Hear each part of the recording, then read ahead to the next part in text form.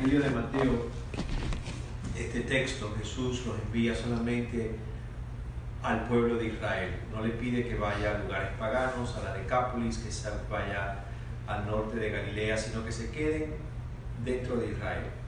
En ese momento del Evangelio de Mateo, la imagen que Jesús tiene de sí mismo, que Él es el Mesías de Israel y para Israel, esa imagen que Él tiene eventualmente va a evolucionar y se va a dar cuenta que el envío del Padre a Él no es solamente a su gente, sino que el envío es a todas las naciones,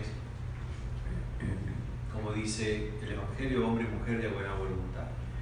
Lucas lleva un evangelio más universal. Y cuando llegamos a esa historia que Lucas repite del envío de los 72, el envío es para todos los pueblos. Cuando está hablando de todos los pueblos, no es que los envió ni a Grecia, ni a Roma, ni al norte de África, sino a las regiones paganas que estaban alrededor del Israel contemporáneo, que más o menos ese era el Israel de la época de Jesús. O sea, al norte de la Galilea, al otro lado del Jordán, que expandieran su predicación a gente que no era hebrea, no era judía. Ese es el texto que vamos a leer ahora, el envío de los 72, el capítulo 10 de Lucas. Después de esto designó el Señor a otros 72 y los envió por delante de dos en dos a todas las ciudades y lugares a donde pensaba ir. Obviamente Lucas ya te está diciendo que Jesús sí fue a territorios paganos, no solamente a territorios judíos. Y les decía a estos 72 discípulos: la cosecha es abundante, los trabajadores son pocos. Rueguen al dueño de los campos que envíe trabajadores para su cosecha. Vayan, que yo los envío como ovejas entre lobos. De dos en dos, como ovejas entre lobos. No lleven bolsa, ni alforja, ni sandalias. Por el camino no saluden a nadie. Cuando entren en una casa, digan primero paz a esta casa. Si hay allí alguno digno de paz, la paz descansará sobre él. De lo contrario, la paz regresará a ustedes. Quédense en esa casa, comiendo y bebiendo lo que haya, porque el trabajador tiene derecho a su salario. No vayan de casa en casa. Si entran en una ciudad y lo reciben, coman de lo que les sirva. Sanen a los enfermos que haya y digan a la gente: el reino de Dios ha llegado a ustedes. Si entran en una ciudad y no los reciben, salgan a las calles y digan: hasta el polvo de esta ciudad que se nos ha pegado a los pies, los sacudimos y se los devolvemos. Y con todo, sepan que ha llegado el reino de Dios. Les digo que aquel día la suerte de Sodoma será menos rigurosa que la de aquella ciudad. Entonces, el texto clásico de una experiencia misionera. Vamos a desglosarlo brevemente. De dos en dos. Significa que la experiencia, ¿dónde está el marker? La experiencia misionera es ante todo comunitaria. Nadie va a misión solo ni sola. Jesús pone énfasis de que no lleve ni alforja, ni bolsa, ni sandalias. En el texto, no sé si Marco o Mateo, le dice ni siquiera dinero. No lleven cinturón para no llevar dinero. Significa básicamente el no llevar alforja, no llevar bolsa, no llevar sandalias, no se cargue. En el fondo hay una llamada a ¿qué? A la confianza. No saluden a nadie. No está diciendo que sean mal educados ni groseros, ¿eh? Básicamente es no se distraigan.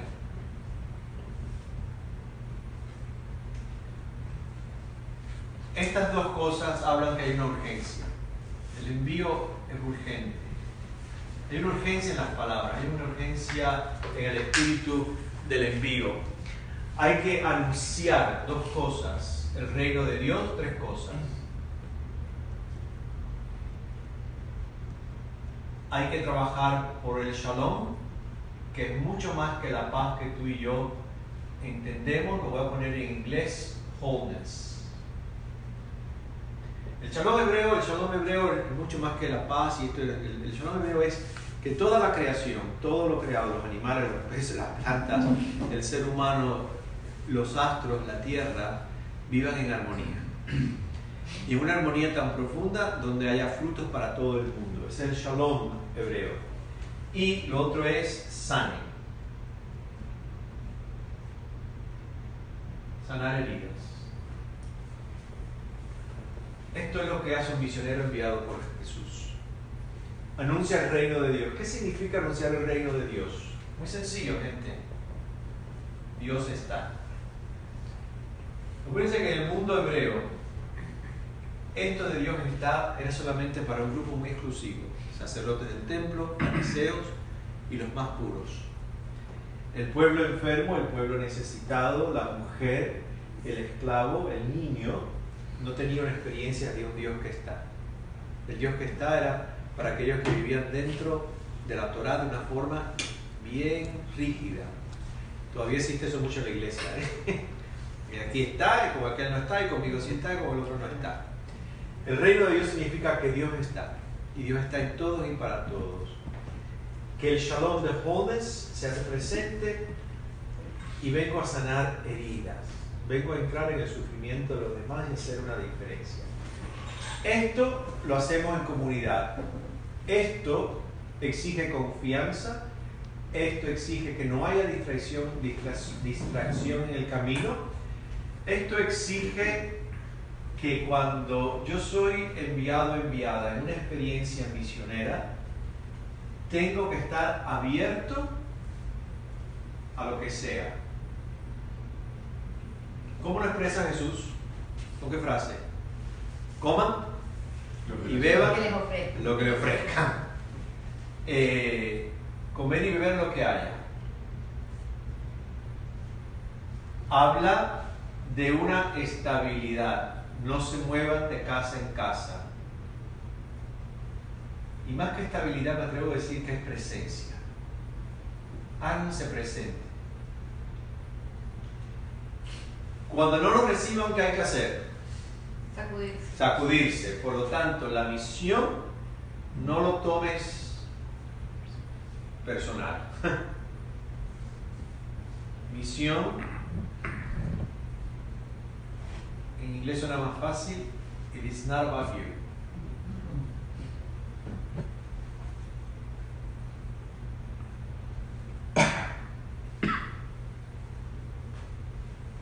Por lo tanto, cuando en la experiencia misionera no haya receptividad, it's not about you, move on.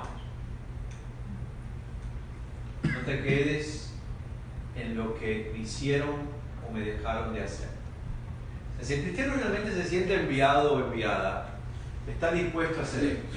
Hay una urgencia, nunca estoy solo en la experiencia, no me puedo distraer. Son las tres cosas que Jesús dice que haga: anunciar el reino de Dios, el shalom, la wholeness de Dios, y sanar las heridas.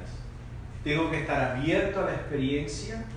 Quizá una buena palabra aquí es, Jesús le dice al enviado, tienes que ser flexible, tiene que haber una estabilidad, una presencia, no te vayas de casa en casa, y cuando las cosas no te salgan bien, no lo tomes personal. Sacúdete el polvo de la sandalia. Me encanta el texto que dice, sacúdete el polvo de la sandalia y vete, pero dile, el reino de Dios llegó, y está corriendo. Es la historia de Galileo, ¿no? Delante del Papa. Se mueve. Pero se mueve. Y salió corriendo.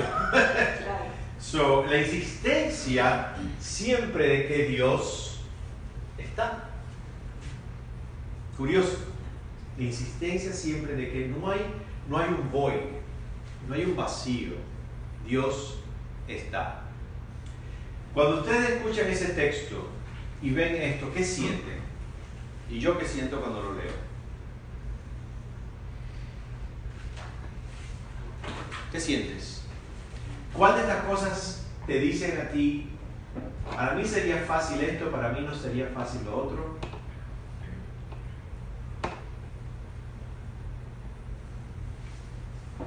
De estas tres cosas de denunciar, ¿cuál tú crees que es la más difícil?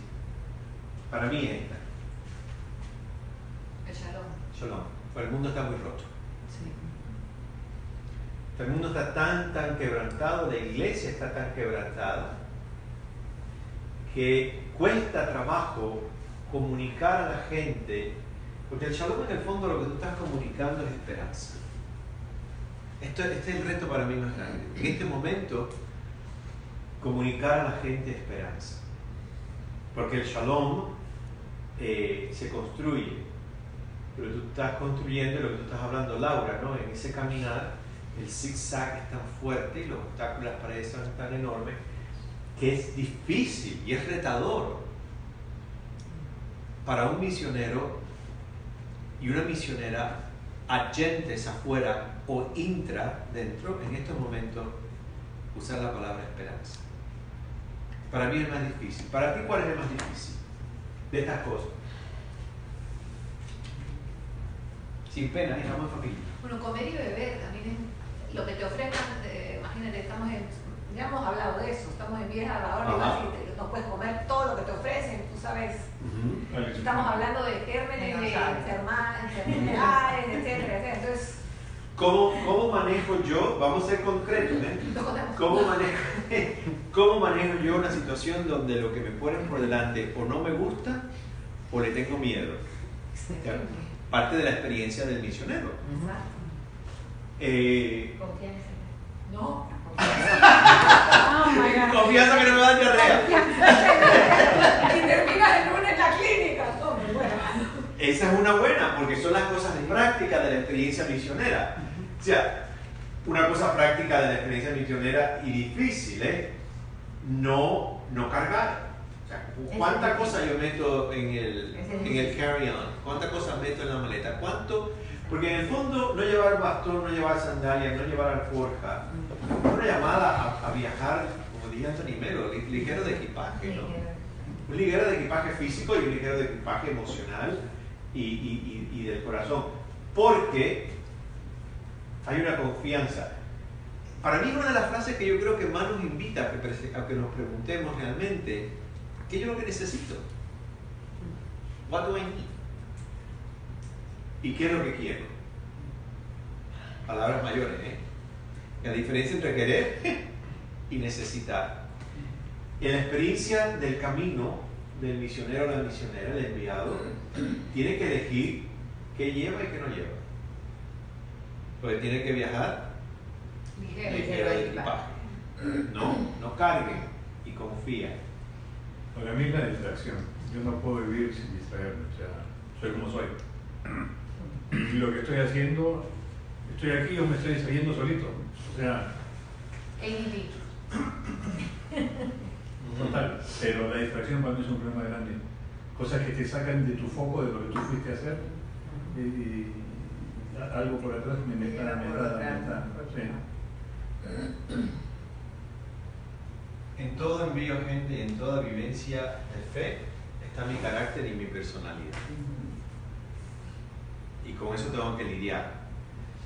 Yo creo que una gran ventaja es cuando yo sé cuál es mi virtud y cuál es mi pecado en mi carácter y en mi personalidad, cuál es mi limitación y cuál es mi capacidad amplia.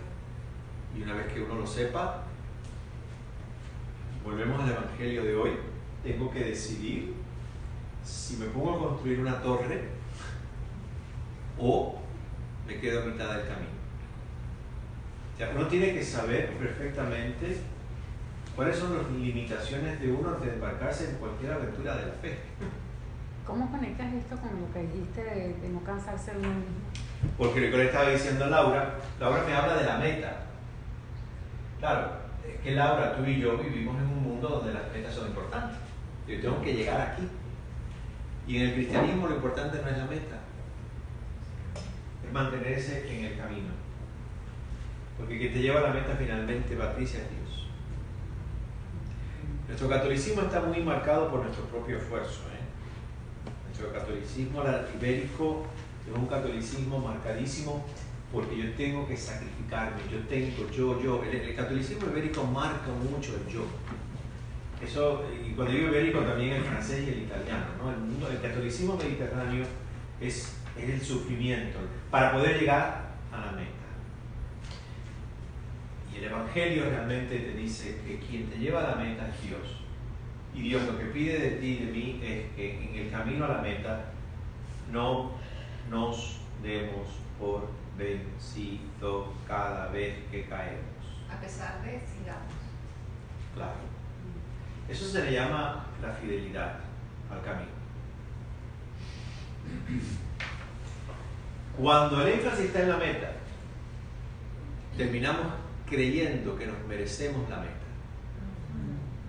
Y terminamos creyendo de que la meta me la gané yo. Y no nos damos cuenta que esa meta que se llama salvación es don. Es regalo. Es un regalo. Don. Es regalo.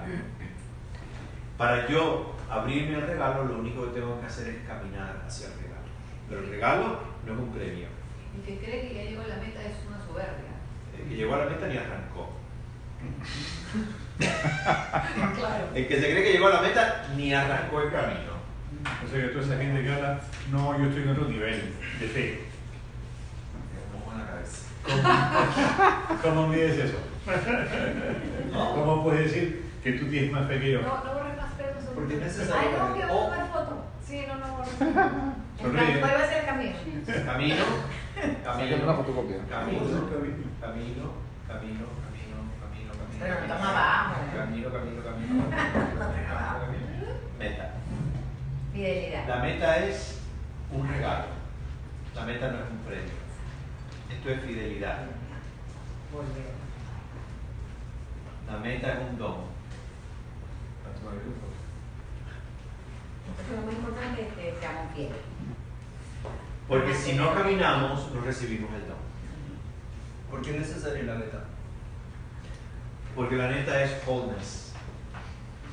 Pero porque uno no se puede quedar en el camino solo por... Porque no llegas al wholeness, no llegas a la integridad completa de tu vida. Nos quedamos en pedacitos. Lo que yo creo que a medida que esto se llama crecer, ¿eh? Y crecer significa que nos vamos poniendo viejos, tú todavía tienes la ventaja que estás arrancando el camino. A medida que tú vas creciendo te vas a dar cuenta que los pedazos de tu vida van integrándose. El cuerpo se irá desmoronando, pero interiormente el ego empieza a caerse, porque el cascarón que lo sostiene también está cayéndose. Entonces te encuentras desnudo y te encuentras haciéndote preguntas básicas que a los 20 años no te las hacías. Pero a la medida que el camino avanza y cronológicamente avanza, las preguntas que van quedando son las fundamentales. ¿Me sigue? Entonces yo creo que el misionero es el hombre y la mujer que se siente enviado y se siente... Porque el misionero nunca arranca por sí mismo. O sea, ni tú ni yo decimos, me voy a X, me voy a Cuba, me voy a El Salvador, me voy a Bolivia o a Zimbabue. Siento que hay alguien que me llama, hay algo que me atrae, algo que me mueve. O sea, Ignacio lo llamaría los motores internos, ¿no? Algo que te dice es por aquí y al otro le dices por allá. El espíritu te va guiando. Ahora, a la medida que yo voy diciendo sí, volvemos al evangelio de hoy. Me tengo que preguntar, bueno, ¿cuántos ladrillos tengo? Para ese paso siguiente, Laura. No cuántos ladrillos tengo para llegar hasta allá, el paso. Y cuántos ladrillos tengo para acá. Porque si yo pienso que con lo que yo tengo ahora voy a construir la torre, que es la meta, no puedo. Yo tengo que ir comprando ladrillos en el camino. Tenemos que recorrerlo, sí o sí. Claro. ¿Qué más? ¿Esto es fácil o difícil? No lo tomes personal. Yo estaba, de lo que estaba leyendo, yo personalmente hablando, creo que lo más difícil ahí es no cargarse. Porque no cargarse para mí es confiar ciegamente en Dios. ¿Qué pasa cuando yo estoy tomando el avión? Oscar se acordará de que Nicolás le pegaba remedio acá, Diego hará sus tareas, ya me comienzo a cargar de lo que está atrás de mí. Es echar cosas en la maleta. Voy en el avión, ay Diosito, que no pase nada, por favor, que esto no se vaya. Aterrizamos, me estarán esperando. Oh my God. Entonces una falta de confianza y de distracción, porque estoy al pendiente. Y eso tú lo ves en esta frase, en el cargar. En el cargarlo completamente, y veo que para mí, personalmente hablando, eso me abarca todo lo demás. Después, voy a ser voy a ser flexible. O sea, personalmente siento que las cosas que si yo como las veo están bien, entonces ya no estoy siendo flexible. Me estoy cargando de mi ego, me estoy cargando de mi soberanía probablemente, de sentir que tengo la razón. Entonces, estoy hasta la última parte de no tomar las cosas a lo personal, que llega directamente a mi ego, me estoy cargando de ese ego. Entonces, en la medida en que no, relacionándolo directamente con el Evangelio de hoy, en la medida en que no me sacudo, en la medida en que me olvido de todo y solamente pienso en el envío, no voy a tener confianza. Y si no tengo confianza, me estoy cargando. Y si me estoy cargando de cosas, es imposible que anuncie que Dios está. Yo pienso, y lo vamos a ver más tarde, y tiene quizás ver con tu comentario, ¿no? El amar algo, el desear algo, y de verdad amarlo, esa es la segunda parte de la reflexión, el amar algo hace, no que esto yo lo haga perfectamente, cuidado, pero el amar algo hace que trate de mi mejor posibilidad de vivir esto. Sin el amor a la misión, sin el amor a esta persona, sin el amor a este proyecto, y estoy utilizando la palabra misión porque estamos aquí por eso, pero sin el amor a un sueño tuyo, a un proyecto de vida, a una persona y una relación, esto es imposible. O sea, el amor es fuerza motivadora para poder hacer esto. Si no amamos la experiencia misionera, sea en Villa, o sea en Cuba, o sea en Venezuela, donde vaya a ser que el Espíritu nos vaya guiando, si no hay amor a la experiencia, esto no se puede hacer. O sea, voy a tener mucha dificultad cuando yo preparo una catequesis, que la estuve preparando 2 meses antes de irme, hice copia, hice dibujito, hice muñequito, y se me aparecen 10 viejitas que lo que quieren hablar es de la luna y las estrellas. Entonces, si yo no tengo amor a la experiencia, yo no voy a tener la flexibilidad que me permite que cuando las cosas no salen como yo soñé que iban a ser, entonces lo tomo personalmente y el año que viene no vuelvo. Porque yo estuve trabajando 2 meses preparando una charla sobre la existencia del cuy, y cuando llegué, pues las viejitas querían hablar de las papas. Eso es parte de la experiencia de esta flexibilidad que Jesús la pone entre el comer y el beber, pero la flexibilidad es ante toda situación. Si yo no amo esto, si yo no amo la experiencia, esto se hace unbearable, o sea, insoportable, ¿no? ¿Decir algo? No sé, justo me estás haciendo pensar en esto de acá, cuando necesitas amar la experiencia, tú lo haces por el motivo del amor. ¿A ti te está motivando el amor a esta experiencia, el amor a Dios? ¿Cuántas personas han pasado por esta misión que el motivo ha sido otro? Ha sido, todo el mundo está yendo, esto es una moda, no regresaron más, bueno, porque nos hicimos porque nos tomamos la foto, estamos en misión, ese es el motivo, fue otro. Entonces, ¿cómo llegas a esto? Primeramente, la clave tiene que ser el motivo del amor que tienes que tener a la misión, a lo que vas a hacer. A la misión llevo mi carácter y mi personalidad. Y llevo el amor a la experiencia.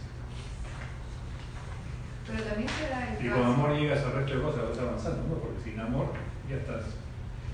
También se puede dar el caso de que uno llega por otros motivos, pero una vez que estás ahí, te nace el verdadero amor. Sí, claro. Bueno, tú te fuiste la primera vez a Perú por otro motivo y Claro. regresaste porque te enamoraste de esa comunidad. eventualmente sea antes o durante, esta fuerza es la principal. Sea la que me motive ir, o sea la que cuando llegué buscando X, me enamoro de la experiencia y hace que yo vuelva a la experiencia. Sin el amor no vuelvo. Claro, es una palabra muy profunda y muy amplia. Entre esa palabra amor caben todas las experiencias, todos los rostros, todos los lugares, todos los encuentros, todas las historias que llevamos de 20 y tantos años. Eso es el amor. No, una vez, me acuerdo de un sermón, el padre Enrique decía que uno tenía que enamorarse de Dios. Entonces yo me río porque esa es la oración que vamos a hacer esta claro, tarde. y entonces yo decía, pero ¿cómo me enamoro de Dios? Yo ya tengo el foco. Entonces yo decía, ¿cómo? Entonces, cuando fue la misión, pues yo me enamoré de esa misión. Especialmente me enamoré de la casa hogar.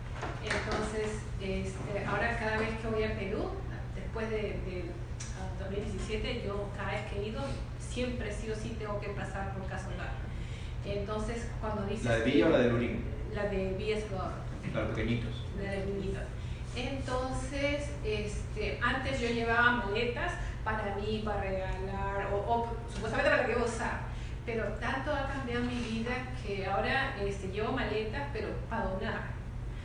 ¿No? Entonces ya una es mía y ya, diría hasta media maleta. Y el resto es, le pido a San Vicente de Paúl que me dé ropa para los niños. Entonces ya mis prioridades han cambiado, ¿no? Entonces ya no me interesa repetir la misma casaca, no sé cuántas, ya dejo cosas ahí y entonces ya ha cambiado. En realidad me he utilizado la palabra cambiar como 5 veces. Sí, no de experiencia.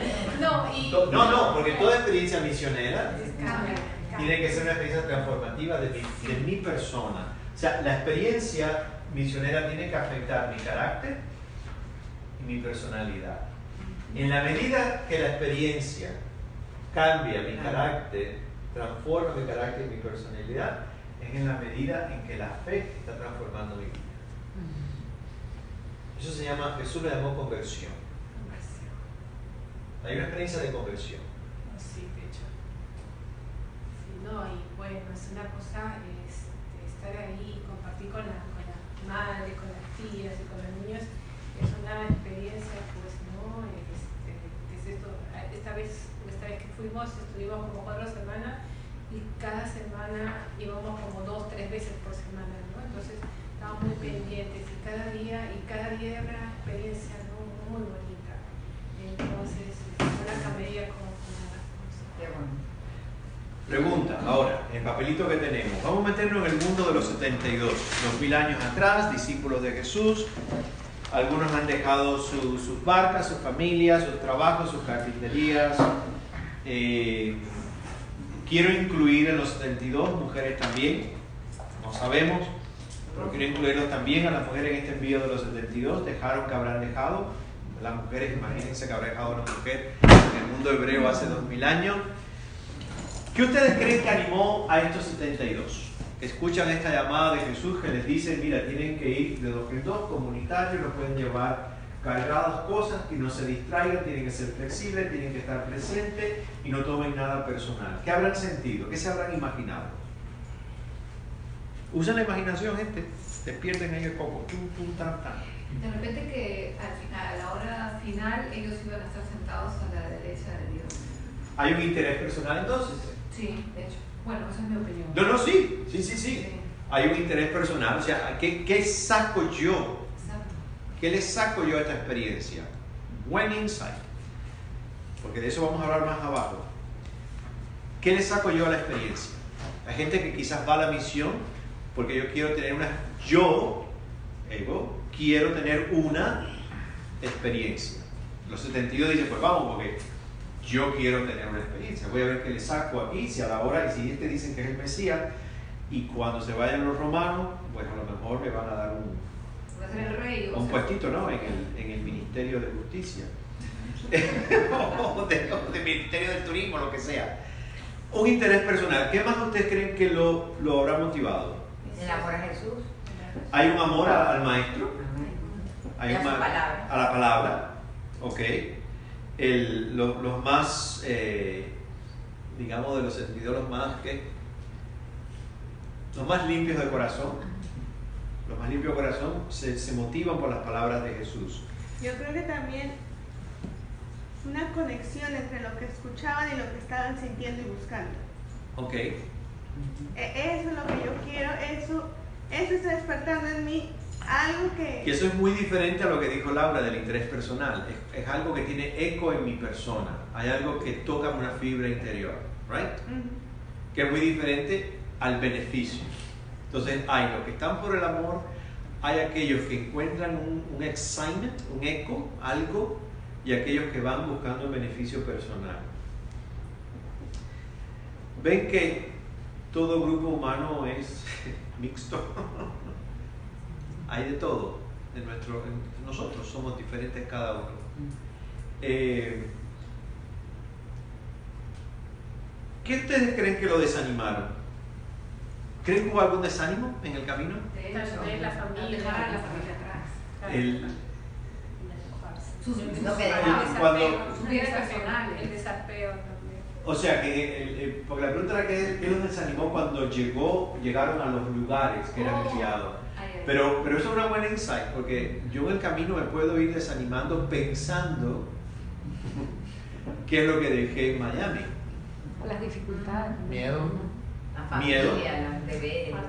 El miedo a lo que no conozco, el miedo a la inseguridad, la preocupación por lo que dejé, hace que la experiencia misionera, yo creo que toda experiencia de relación con Dios, porque lo bueno de esto es que esto es traducible a todo aspecto de nuestra vida, hace que vayamos bajando el ímpetu y la energía. Esto me lo vendieron como que jamás se rodaba, y es una mierda que se rueda todo el tiempo. Tengo que buscar una cadenita de esa de atrás. Madre santa. Pero no sirve. Hay miedo, hay preocupación. Se va desanimando el misionero en el camino, se va desanimando el discípulo en el camino. De repente empieza a descubrir una realidad que al principio era todo un sueño de fe, de decir esto es así, vamos como el ímpetu, a medida que te vas acercando y empiezas a tener esos golpes, la realidad cambia y la realidad no es tan bonita como el romanticismo se acabó. Exacto. El romanticismo se acabó en la experiencia misionera, el romanticismo se acabó en la relación con Dios, el romanticismo se acabó entre nosotros. Por lo tanto, hay una desnudez de una realidad. Que la mente está muy lejos. ¿Cómo lidiar con los desencantos? Y estos 4 puntos que están en el papel que yo les di, se los saqué en una revista misionera de los Columbans, que es una congregación misionera fundada en Irlanda. Y lo escribió un padre que se llama Joseph Joyce, cuando vivió años de misionero en Pakistán. Y él decía de que una de las cosas más difíciles que a él le ocurrió fue el desencanto, de lo que tú estabas hablando, Jorge, ¿no? La parte esta romántica, que él llega joven a Pakistán y lo que tú te imaginabas que sea la experiencia, él dijo, bueno, las huelgas, el transporte, hacía un plan para ir a tal lugar y pasaban 5 días y no podía ir porque había huelga, las manifestaciones religiosas, la división religiosa, la falta de interés en la gente, la indisciplina en la gente.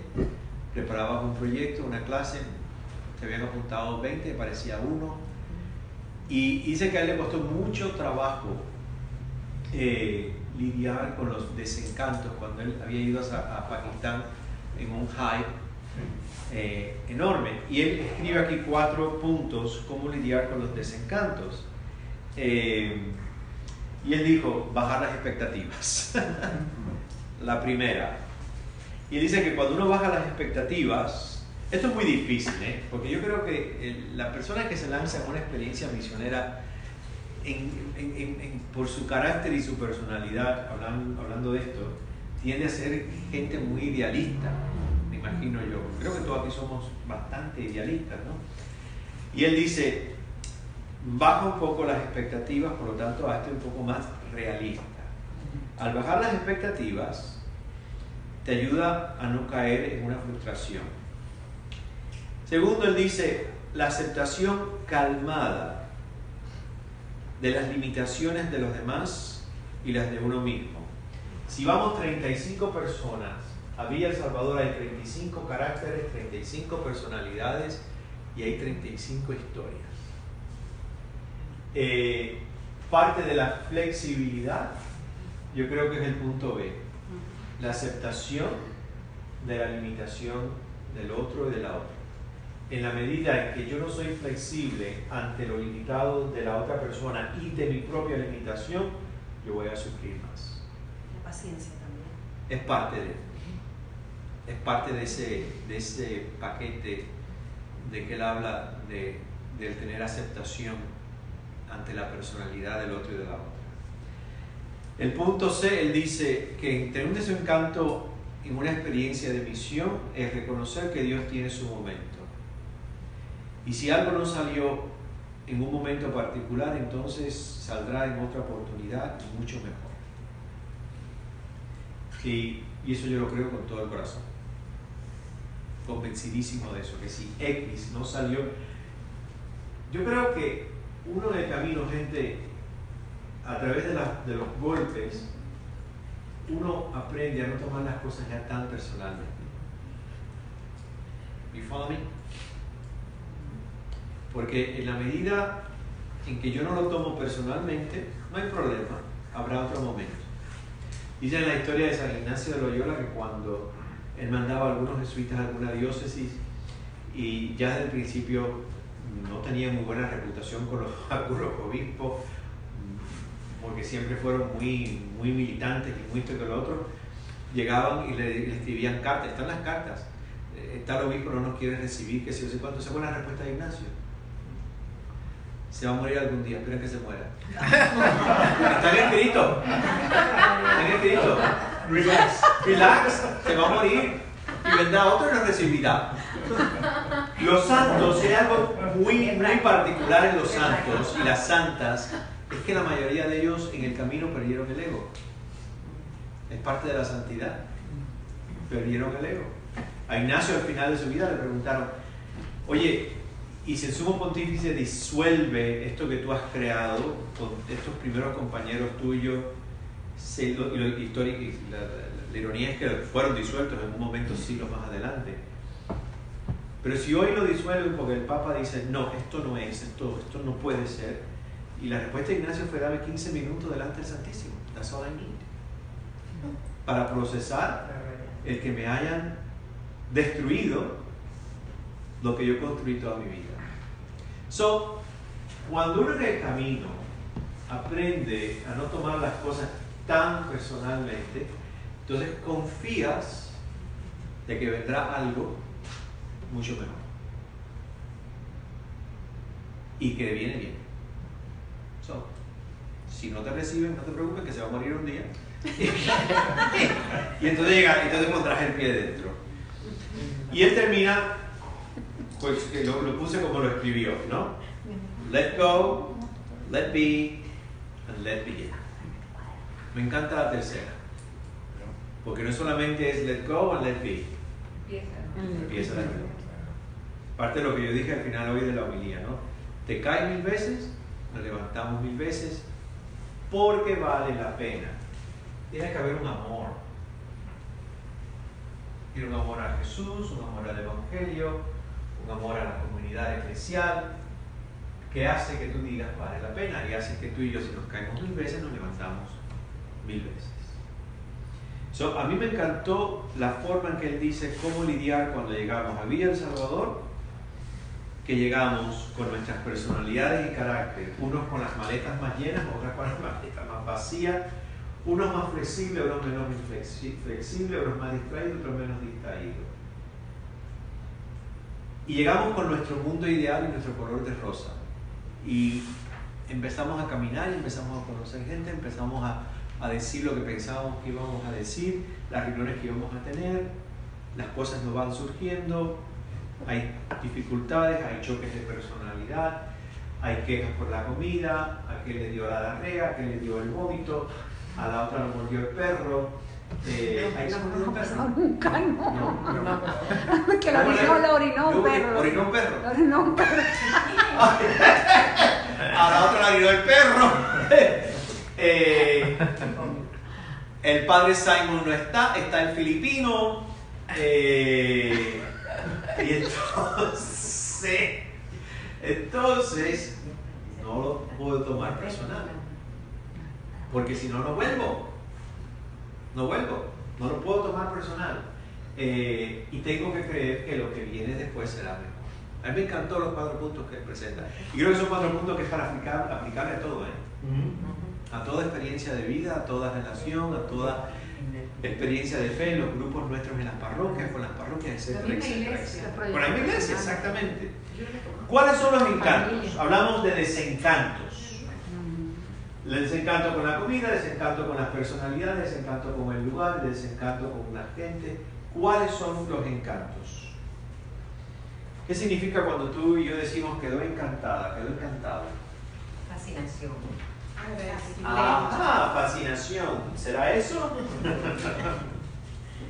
Algo que te genera un sentimiento de alegría, una satisfacción de que algo funcionó. ¿Cómo te dices? Conformidad.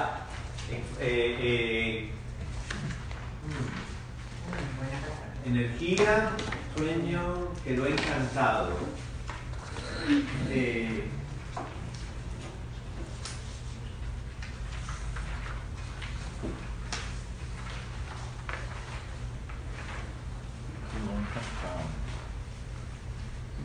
Encantado es que quieres volver. Quiero volver. Algo te lleva, algo te regala otra vez. Queda encantado que quedaste enamorado. Alguien puede ir a la misión, alguien puede ir a Villa, tener la experiencia y quedar enfatuado o enamorado. Yo creo que sí. Sí, te vas al cenáculo y te quedas enamorado de esos niños. Enamorado, pero no enfatuado. Y ahí están las dos cosas diferentes. Oh. Hay dos grandes diferencias. Son dos. Bueno, tú no estás casado, ni yo. El resto, y ni tú. Tú estás enamorado. Yo tampoco.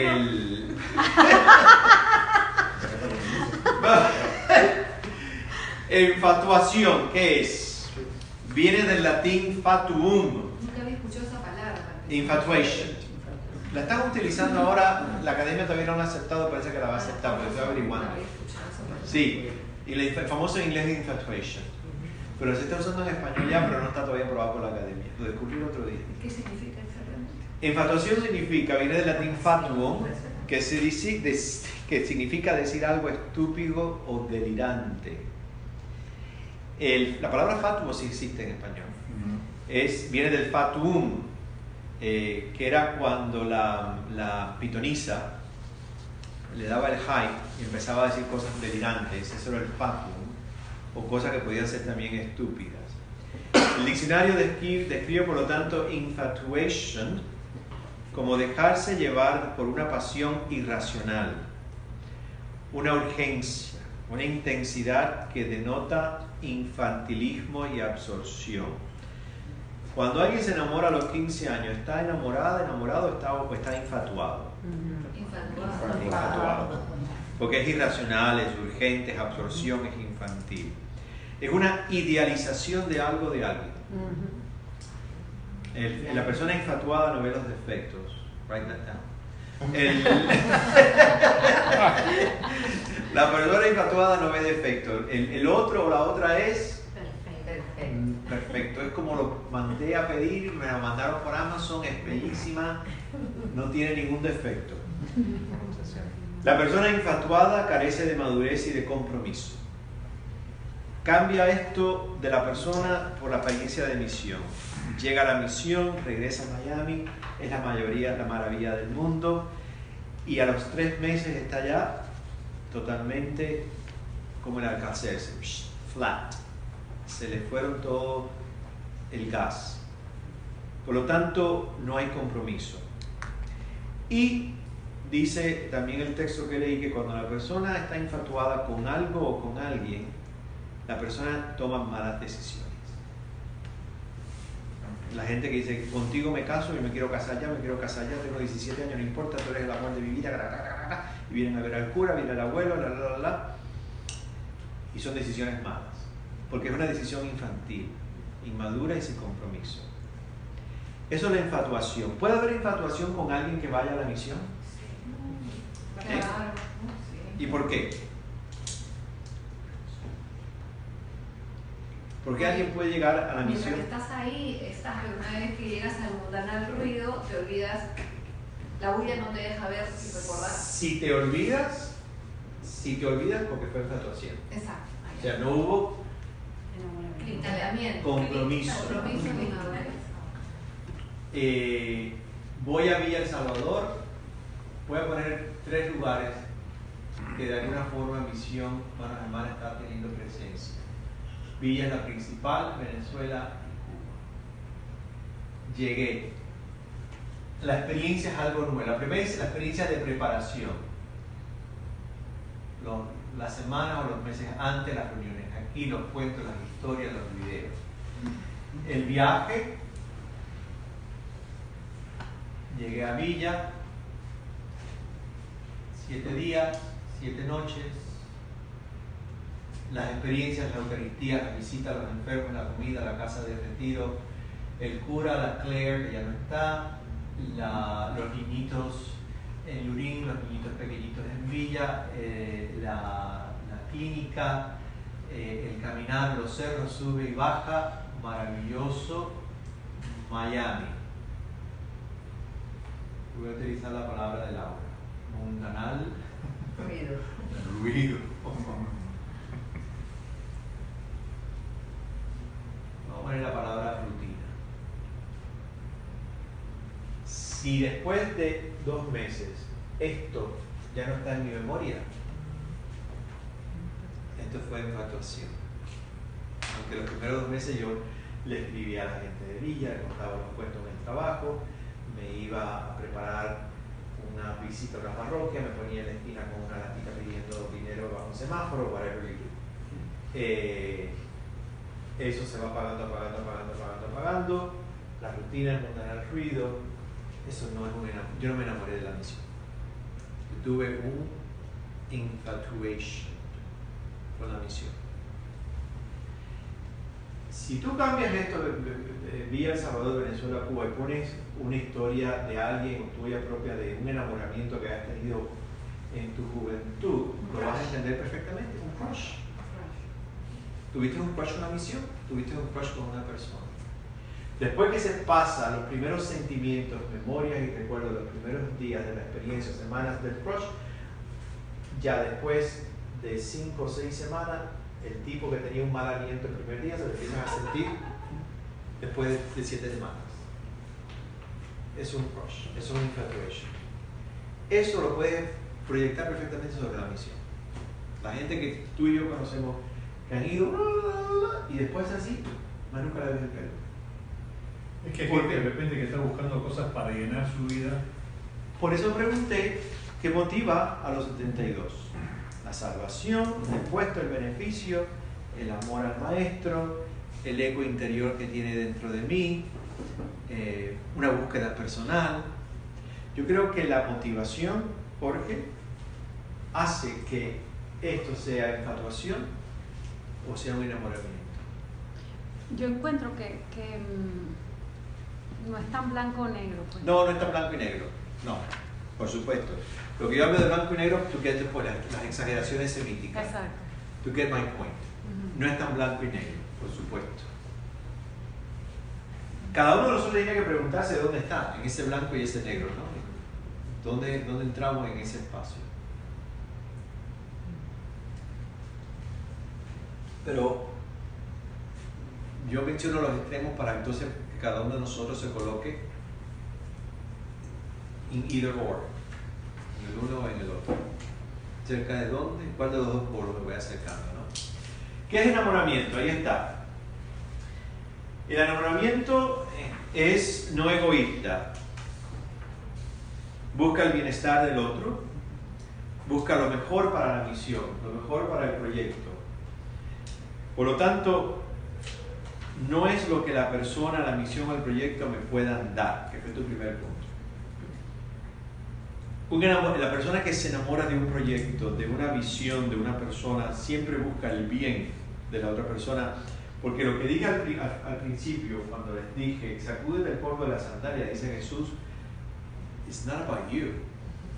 La experiencia misionera is not about me. La experiencia misionera es mi respuesta en fe a lo que siento que Cristo está pidiendo de mí. El enamorarse, al no ser egoísta, entonces crezco personalmente, la misión crece, el proyecto de vida crece y crecemos comunitariamente los unos con los otros en la medida en que me di cuenta que it's not about me. Cuando yo me enamoro, acepto a la persona, acepto el proyecto, no los idealizo.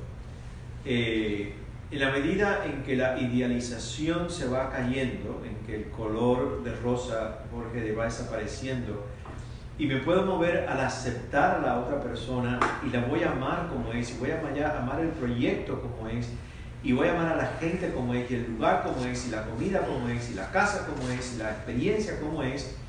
Entonces yo puedo acoger a esa situación y puedo acoger la experiencia, puedo acoger a la gente.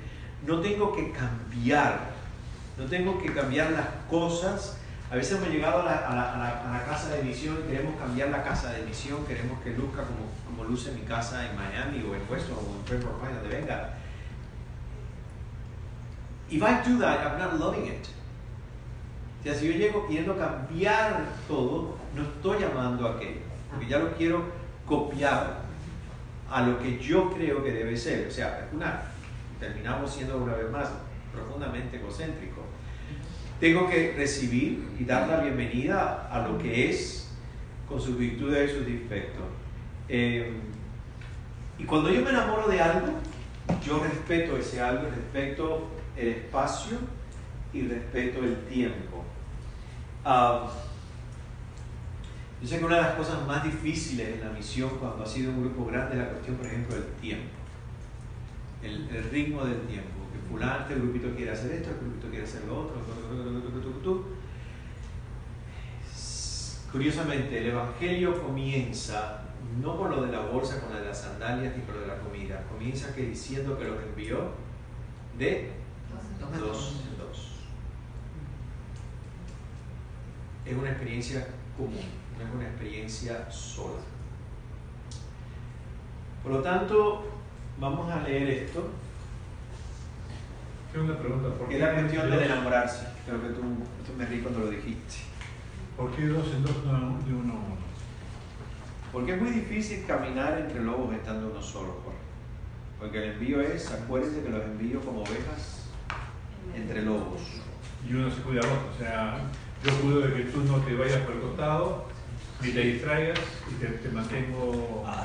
La palabra que quizás me viene a la mente es la palabra accountability. Ustedes son casados, viven... ¿Cuántos de ustedes son casados? 2 y 2. Aquella, y yo. No. Pero ustedes son accountable como parejas, el uno al otro.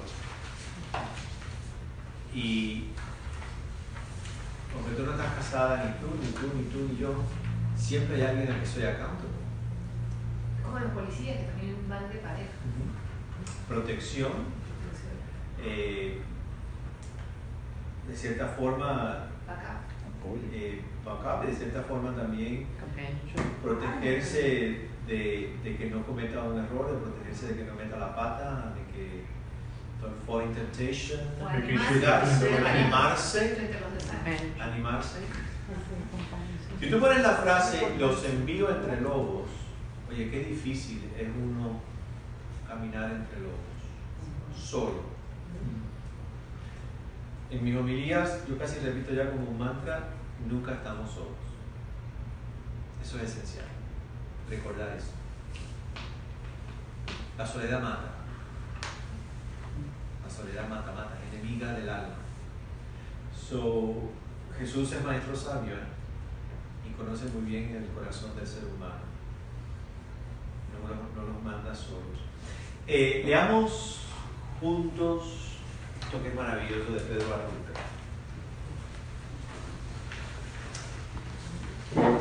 Enamórate. Leámoslo juntos. No hay nada más práctico que encontrar a Dios, es decir, enamorarse profundamente y sin ver atrás. La palabra clave aquí, ¿cuál es? Sin ver. Rotundamente. Práctico. Práctico. Recuerda que esto lo escribió un jesuita, y todo tiene que ser práctico. ¿Te fue la pregunta? ¿Cuál es la palabra clave en ese primer párrafo? Práctico. Práctico. No hay nada más práctico que encontrar a Dios y enamorarse. Y el enamorarse incluso es práctico enamorarse. Rotundamente. Y sin ver atrás. Pero es práctico todo eso. Seguimos. Aquello de lo que te enamores, lo que arrebate tu imaginación, afectará todo, afectará. Determinará.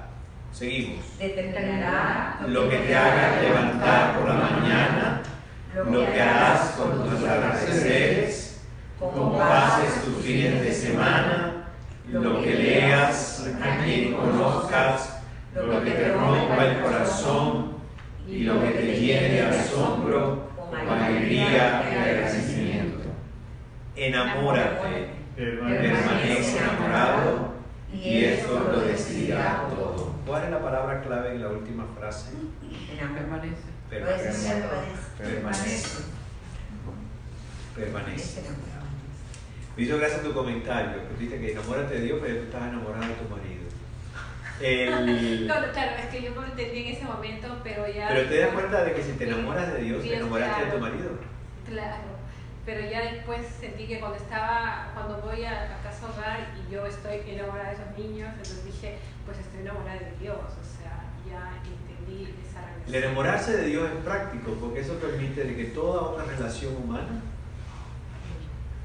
entre en esa practicalidad. Además uno se enamora de la vida. Claro. Si no, la vida como que pierde el sentido. Pero La reflexión que me mandaron esta semana hablaba eso, de la vida, o del canto FD, que yo dije en la homilía, o sea, escoge la vida, choose life, o quieres vivir una vida pequeñita, como with a small b, la V minúscula. O sea, el enamórate es práctico, porque si tú te enamoras, tu vida va a ser muy fácil, va a determinar todo. a propósito. Claro, determinará, esa palabra determinará está el propósito, la motivación. Una de las dificultades más grandes cuando yo tengo una pareja delante que quiere salvar el matrimonio es cuando uno de los dos ya no tiene ganas, no tiene la motivación, no tiene Disposición. se desenamoró. Y fíjate que en inglés hay unas dos palabras, fall in love and fall out of love. Out of love. Pero tú sabes que acá en esta cuestión, enamorarse de Dios, si tú no vas a ese plano, quedas en el plano humano nada más, de la persona que te enamores, o te levanta o te hunde. Están las mujeres, esa mujer lo levantó al marido porque lo tiene, y esto, tiene un tipo de vida, pero está la mujer que también que te tira abajo y te revienta, y viceversa. Pero bueno, entonces acá, como tú dices, te enamoras de Dios y eso va a cambiar porque tú vas a cambiar como persona enamorada de Dios. Por supuesto. Y va a como influenciar tu vida.